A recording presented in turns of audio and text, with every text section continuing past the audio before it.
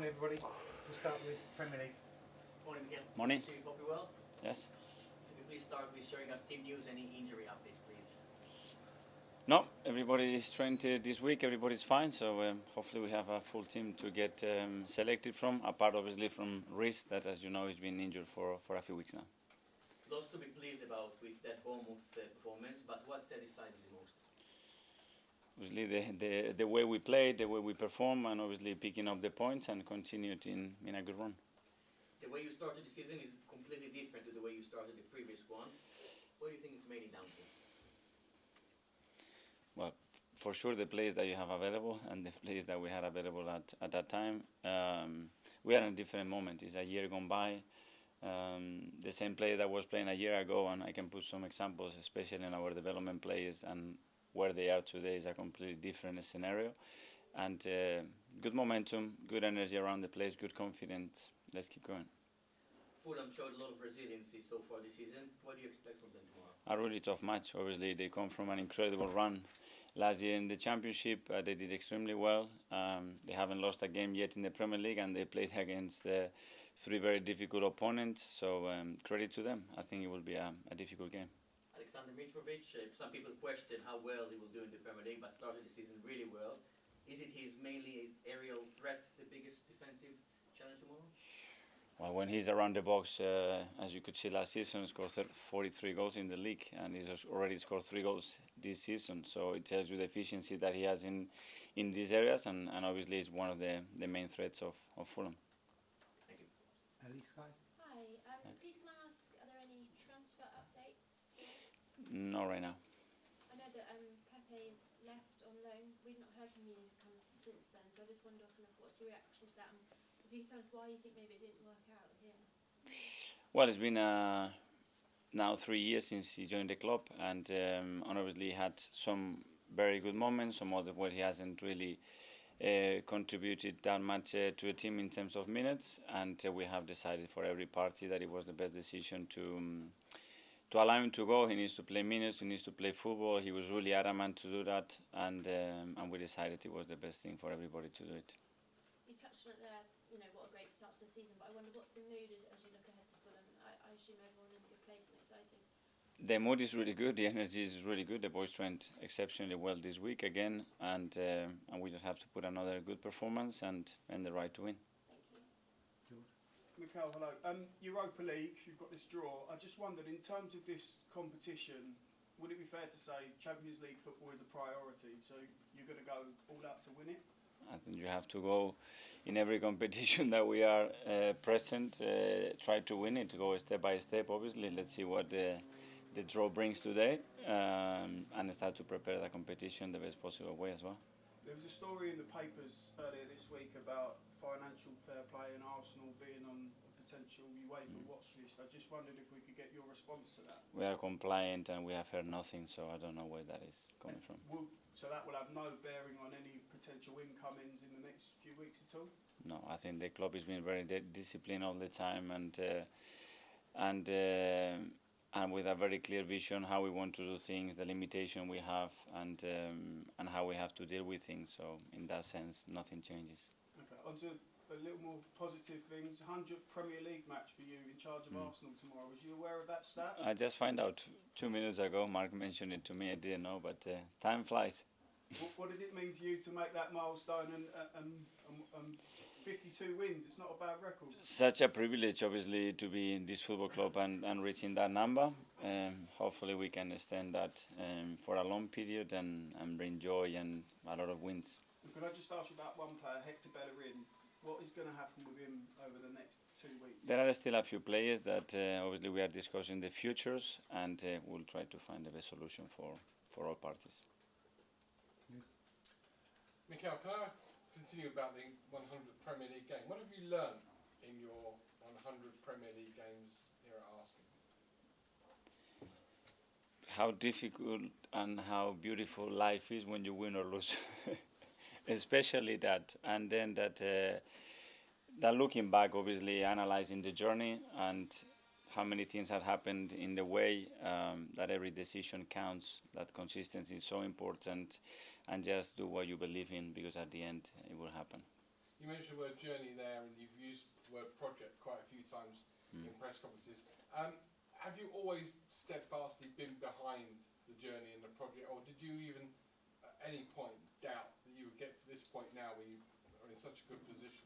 We are human beings, we doubt, especially when you lose football matches and when the environment turns around and you don't find the real way to win matches, even though sometimes you deserve to do that, trying to find other ways to adapt. And I think you have to adapt, but at the end you have to feel what you do, because it's the best way to transmit it, especially to your players and then to our supporters and everybody around the club. And this is what we have tried to do at all times.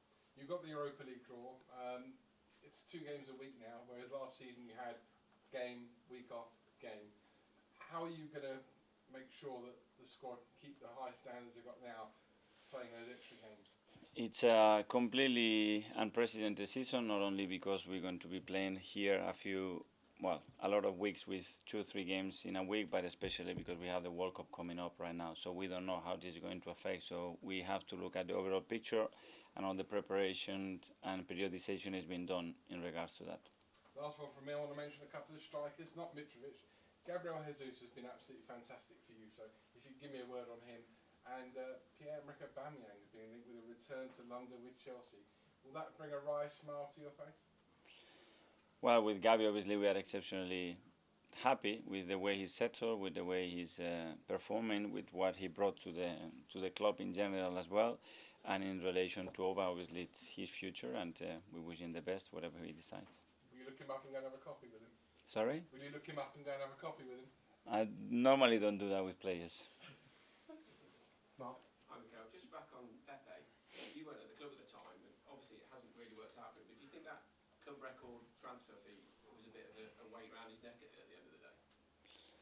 I don't know. I think Nico has tried to deal with that in the best possible way. Obviously, he's not responsible for the price that a club pays for him. He's tried everything.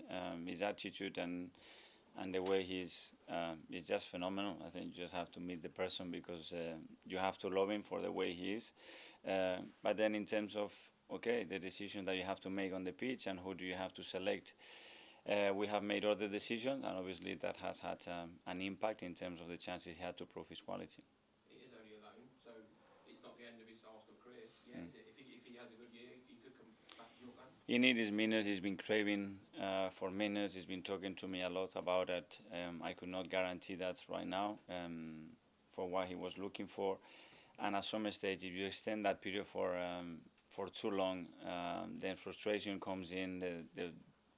The level of performance won't get what we want, and we decided it was the best thing to do. We mentioned the Europa League draw. You've obviously spent the most money of any club in the Premier League last summer. You've been back this summer with players like Gabriel Jesus and Zinchenko. If the club isn't in the Champions League next year, would that be seen as a bit of a failure this year, do you think?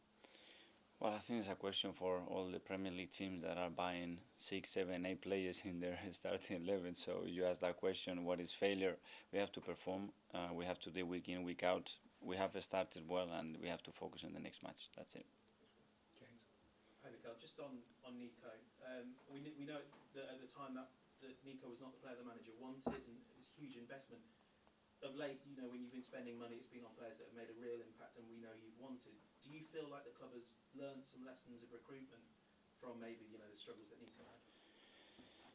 I don't know. The club and whoever decides to bring players all the time, whether I'm involved or whoever was involved in the past, it's always with the best intention, because they believed at the time that it was the best player we could get in the market to have an impact for the club. But sometimes it's not that easy, and you see that everywhere, that you get a top player, you put in a different cost, and suddenly it doesn't work. This industry is very complicated.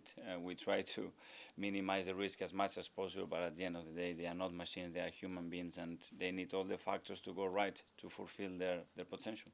And on the Europa League draw, do you let yourself look at the pots beforehand and think what group you'd like? Some good trips or some good opponents? I think inevitably you do it, you look at it, the traveling and the weeks that those games are going to come in, what would be better or worse. At the end of the day, we have nothing to do with that. It's pure luck, and let's see what it brings today. Just on the decision to let Nico go, there's a widespread sort of expectation amongst the fan base now that that decision must mean that you're going to be bringing in a replacement for him in the squad. I mean, is that the case? Do you expect to replace Nico in the next week or so? When we can, if we can implement the plan that we have, we will try to do. And in that plan, that was something that it could happen. Now it's a reality, and we've been preparing the last 2 months in order to achieve what we want. Whether that's possible or not, we will see. If you don't manage to implement that plan in the next 6 days, do you look at the squad that you have now and the work you've done in the summer, and are you confident it's strong enough to achieve what you want, certainly until January at the earliest? We've done it in a different ways. At the start of the window, we signed players before getting other players out, and now we've done something different. We have let a player go, and maybe be able to recruit somebody, but it's not a guarantee because the players are still not here. What I guarantee you that the day that window closes, for me, this is the best team in the world, and I will try to get the best out of them. That's it. Just more generally on the transfer market, the expectation is Chelsea will do something late in the window. Manchester United apparently are going to try and sign at least one player. You're talking about maybe signing one yourself. Just generally speaking, is it because you have direct access to the market? What is it like? Is it crazy out there at the moment as it gets to the final of the week?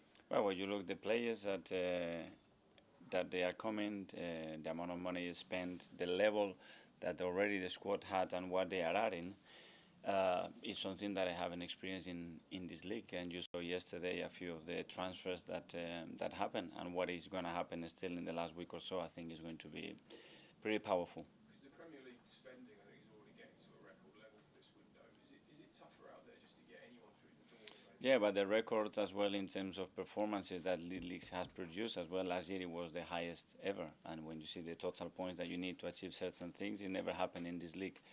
So that's the standards. The standard have raised so much for every single team in this league, and you can already see in the first few games surprises in results and performances. And just one on the Europa League. Obviously, that's going to bring Thursday, Sunday scheduling back. That's a big change from last season. Are you confident you've got a squad that's going to be able to handle that? Well, that's what we hope. Obviously, there are a few things that we cannot control, injuries you cannot control, suspensions as we had in the past, but we have to maintain the level of performance that we are right now, and the demands will be to do it every 3 days, which is at least what you are hoping for when you are at this club. Thanks everyone, that's the broadcast section, so we'll just now do a few